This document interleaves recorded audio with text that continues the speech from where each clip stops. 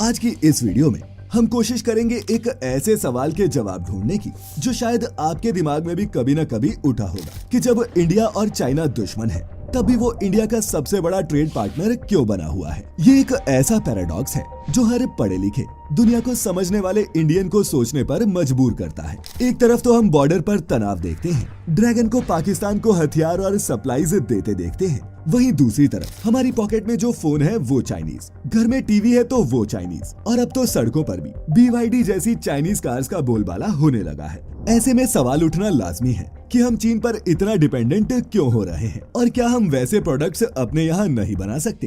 क्यों है हमारा चीन से मुकाबला करना इतना मुश्किल और क्या है इस रीजनल डोमिनेंस का असली खेल। आज की इस वीडियो में हम खोलेंगे इंडिया चाइना के इस बिटर स्वीट रिलेशनशिप के सारे राज। तो कहीं जाइएगा मत, और वीडियो आई ओपनिंग लगे तो फैक्टिफाइड को सब्सक्राइब करने के साथ साथ अपने दोस्तों के साथ तो कम से कम शेयर जरूर कर दें। China is now India's biggest trading partner.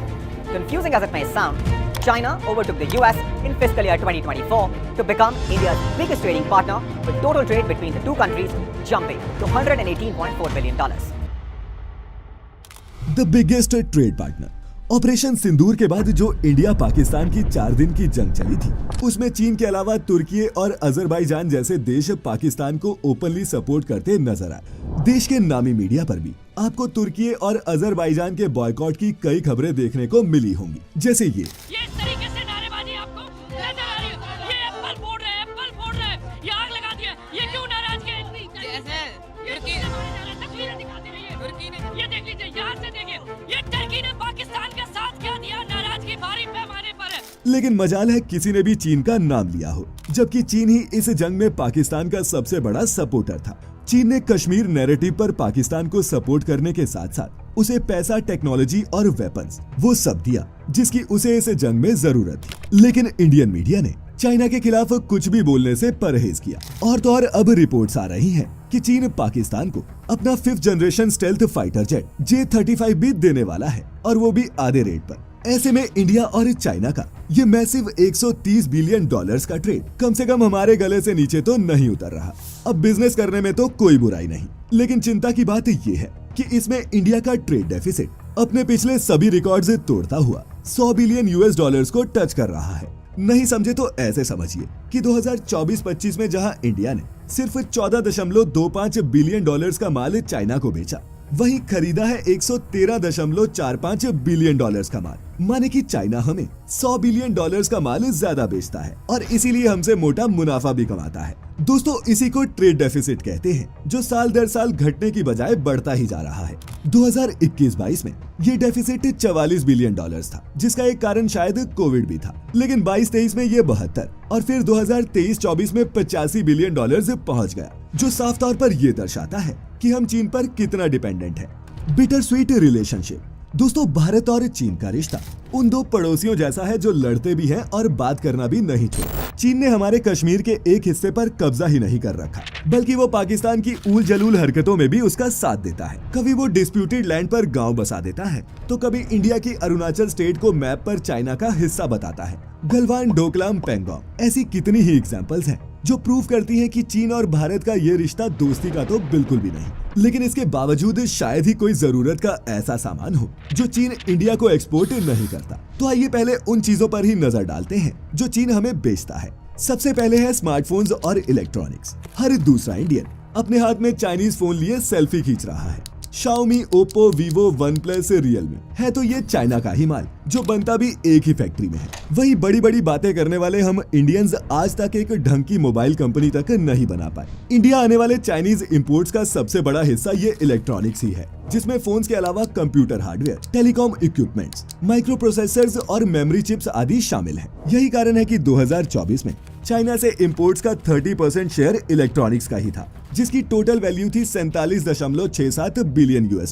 Machinery and industrial goods. अब फैक्ट्रीज के लिए हैवी मशीन्स चाहिए हो या फिर ये बड़े बड़े सोलर पैनल्स, रोबोटिक आर्म्स की जरूरत हो या फिर पूरी की पूरी मैन्युफैक्चरिंग यूनिट, ये सब भी चाइना से ही आता है। जैसे वो हमें बोल रहे हो कि भाई तुम बनाने की टेंशन लो, मशीनें हम पहुंचा देंगे। बता दें कि पिछले साल हमने चीन से $27 बिलियन की मशीनरी मंगवाई थी। Chemical and pharma ingredients, API, यानी कि एक्टिव फार्मास्यूटिकल इंग्रेडिएंट्स और केमिकल्स का एक बड़ा चंक चीन से ही आता है। और आयरनी तो देखिए, इंडिया को फार्मेसी ऑफ द वर्ल्ड जरूर कहते हैं, पर दवाई का रॉ मटेरियल हमें चीन से ही खरीदना पड़ता है। Toys, cloth and fire crackers, बच्चों के फिजिट स्पिनर से लेकर दिवाली के रॉकेट्स तक, ये सब चाइनीज माल का कमाल है। और कपड़े, वो भी उनकी फैक्ट्री से सीधा हमारी अलमारी में पहुंच जाते हैं। एलईडी बल्ब से लेकर प्लास्टिक प्रोडक्ट्स, मैट्स और खिलौने जैसी कई चाइनीज आइटम्स हर भारतीय घर में इस्तेमाल होती है। इन सब के अलावा medical equipment, steel, furniture, sports goods, vehicles और फर्टिलाइजर्स जैसे कई चाइनीज प्रोडक्ट्स हर साल इंडिया इंपोर्ट करता है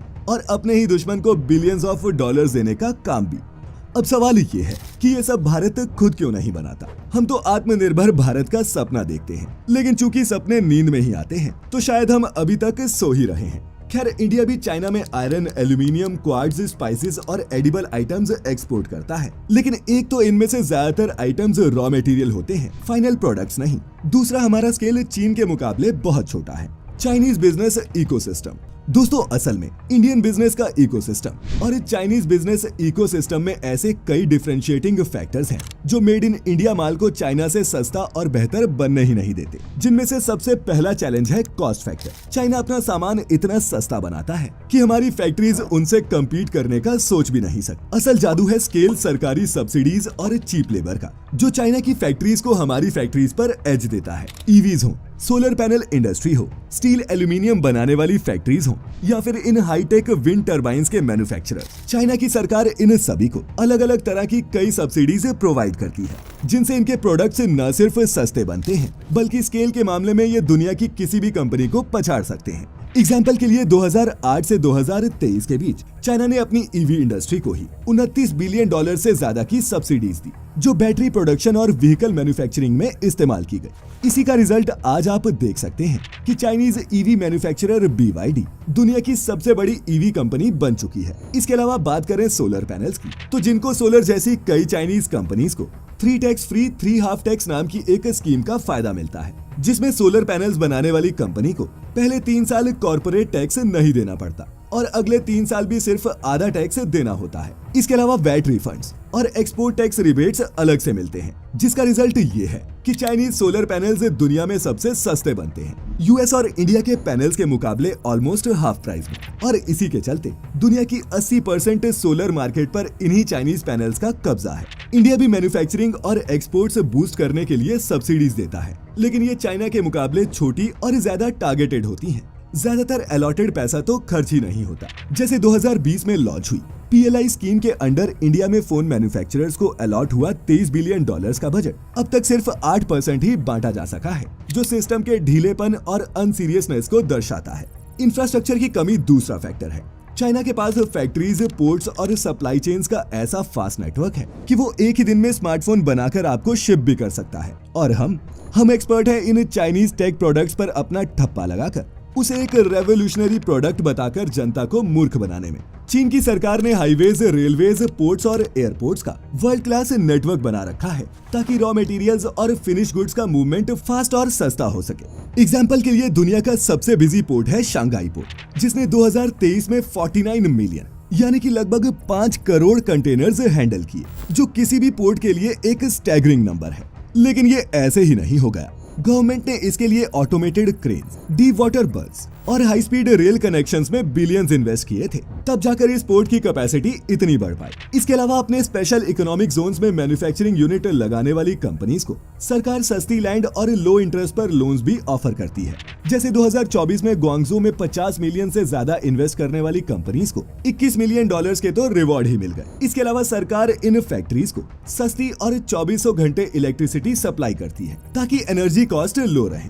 फैक्ट्रीज को सब्सिडाइज्ड रेट्स पर पावर मिलती है। एग्जाम्पल के लिए चाइनीज स्टील प्लांट्स को बिजली 4.5 रुपए पर यूनिट के हिसाब से मिलती है, जबकि ग्लोबल एवरेज 7 से 9 रुपए है।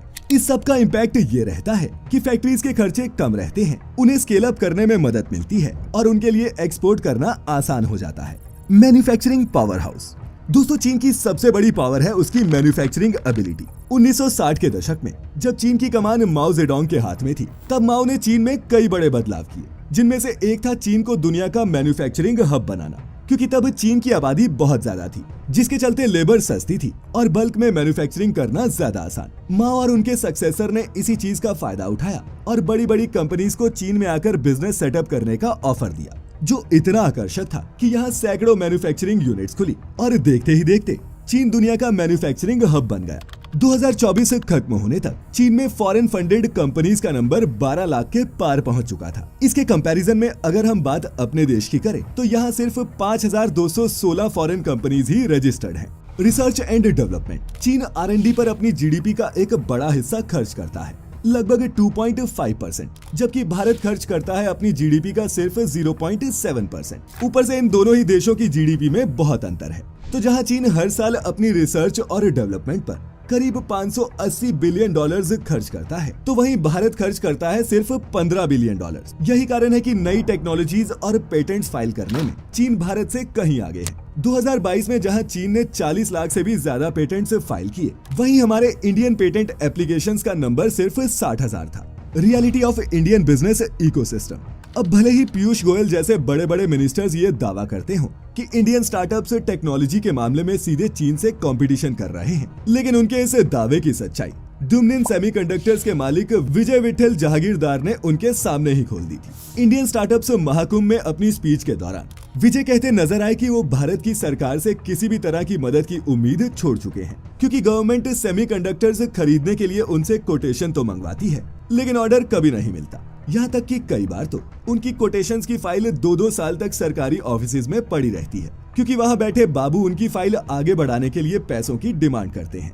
जो नहीं देने पर फाइल को रिजेक्ट कर दिया जाता है। विजय विठल ने आगे बताया कि इंडिया में एक $10 का वायरलेस डिवाइस मंगवाने का अप्रूवल लेने में उनके 10,000 रुपए खर्च हो गए थे। ऊपर से हर साल गवर्नमेंट का कोई ना कोई नया कॉम्प्लायंस आता रहता है, जिसके चलते उनका फोकस काम से हटकर गवर्नमेंट की इन कंप्लायंसेस को समझने और उन्हें पूरा करने में चला जाता है। दोस्तों, विजय के बताए यही सब कारण है जो इंडिया में बिजनेस करना खासकर स्टार्टअप्स के लिए और भी ज्यादा मुश्किल बना देते हैं।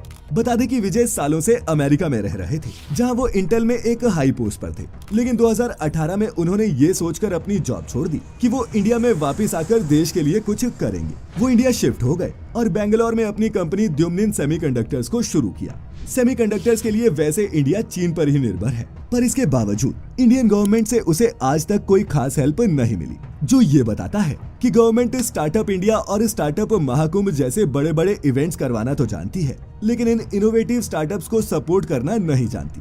जबकि चीन में स्टार्टअप कंपनीज के सबसे बड़े ग्राहक खुद वहाँ की सरकार बनती है, जो बड़ी बड़ी मेगा डील्स करके उनके प्रोडक्ट को रातों रात इंटरनेशनल मार्केट तक पहुँचा देती है, जिससे उन कंपनीज को तो फायदा होता ही है, साथ ही में चीन की सुप्रीमेसी भी पूरी दुनिया में फैलती है। इसके अलावा जहां इंडिया के ज्यादातर स्टार्टअप्स फूड डिलीवरी सर्विस या फिर ई-कॉमर्स बिजनेस खड़ा करने में लगे हैं, वहीं चीन के स्टार्टअप्स का focus solar panels, batteries, semiconductors और AI जैसी टेक्नोलॉजीज बनाने पर है। चीन के BYD, गिली, नियो और सैक मोटर जैसी कंपनीज की टक्कर सीधे अमेरिका के टेस्ला, फोर्ड और जनरल मोटर्स जैसी बड़ी कंपनी से है, जो सालों से मार्केट किंग रही हैं। ऐसे में कंपटीशन इतना तगड़ा होगा तो अपने प्रोडक्ट में दम तो दिखाना ही पड़ेगा। खैर, चाइनीज प्रोडक्ट्स की रेपुटेशन अभी भी दुनिया में कोई बहुत अच्छी नहीं हुई। इनकी EV कार्स की रियलिटी जाननी है तो हमारी video the dark reality of Chinese cars जरूर देखें, जिसमें हमने बताया है कि कैसे ये कार्स नहीं सड़े गले मेटल के डिब्बे हैं। लिंक आपको नीचे डिस्क्रिप्शन में मिल जाएगा। बहरहाल, इंडिया में स्टार्टअप्स को लेकर ये प्रॉब्लम सिर्फ विजय विठल की ही नहीं, बल्कि और भी ऐसे कई फाउंडर्स हैं जो फेस कर चुके हैं। कंटेंट क्रिएटर महिमा जालान ने भी एक्स पर कुछ ऐसा ही पोस्ट किया। महिमा ने बताया कि जर्नलिज्म में अपनी मास्टर्स डिग्री खत्म करने के बाद वो खुद की एजेंसी स्टार्ट करके जॉब्स क्रिएट करना चाहती थी, लेकिन कई महीनों तक सरकारी ऑफिस के चक्कर काटने के बावजूद उनका GST एप्लीकेशन रिजेक्ट होता रहा और जो अप्रूवल ऑनलाइन दिया जाना था उसके लिए government officers in person visit करने की डिमांड करते रहे, जो जाहिर है प्रोसेस में होने वाले करप्शन को दर्शाता है। वहीं अगर बात चीन की करें तो चीन लगातार ऐसे रूल्स बनाता है जिससे स्टार्टअप कंपनीज को फायदा होता रहे।